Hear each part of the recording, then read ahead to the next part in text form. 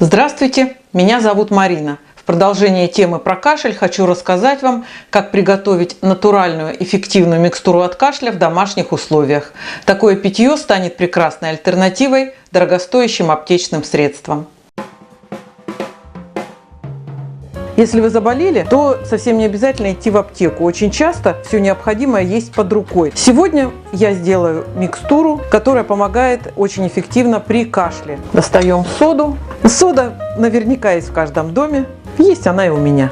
Так, что еще? Ну, конечно, мед. Мед зимой тоже есть практически в каждом доме. В холодильнике возьмем молоко.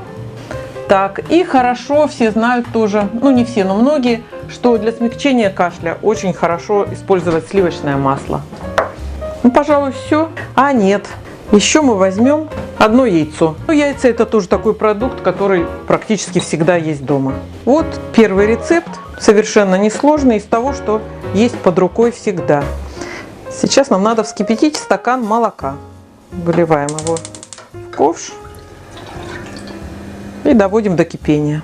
Пока молоко у нас не закипело, надо взбить яичный желток. Сейчас я отделю желток от белка и взобью его ложечкой.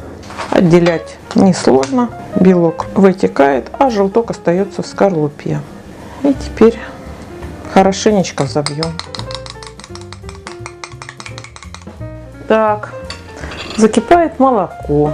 Будем добавлять по столовой ложке сливочного масла и меда. Сначала добавляем столовую ложку сливочного масла и даем молоку немножко приостыть, потому что в кипяток добавлять мед нельзя, он становится вредным.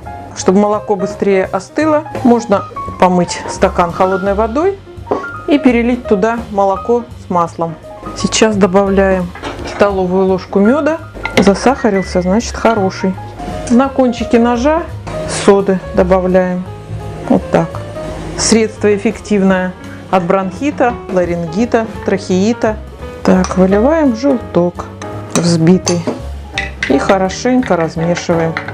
Получается такой горячий, сладкий молочный коктейль. Пить несколько раз в день между приемами пищи. Хорошо, конечно, на ночь.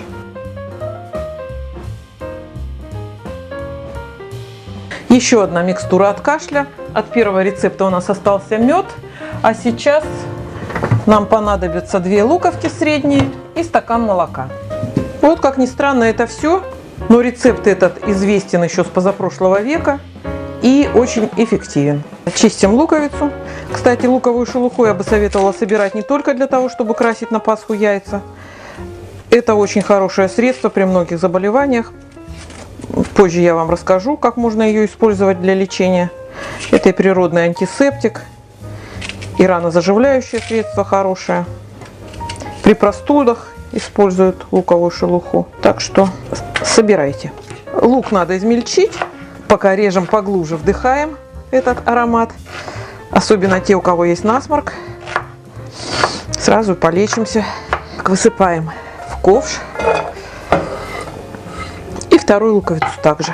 Теперь берем молоко, заливаем лук, доводим до кипения и томим лук в молоке до тех пор, пока он не станет мягким. Так, лук стал мягким, ушел резкий запах. Теперь процеживаем. Вот все, процедили. Молочко сейчас сольем. Такой отвар можно пить каждый час при острых приступах кашля, но тогда и объем должен быть больше. То есть не 2 луковицы, а 4, и молока не столько, а побольше. И добавляем чайную ложку меда. Мед я бы вообще советовала всегда держать дома, особенно зимой, потому что он присутствует во всех рецептах от простуды, в большинстве. Вот все, мед у нас разошелся. Пить, конечно, лучше очень теплым или горяченьким этот напиток. Луком немножко пахнет, но не смертельно. Подписывайтесь на наш канал, ставьте лайки и будьте здоровы!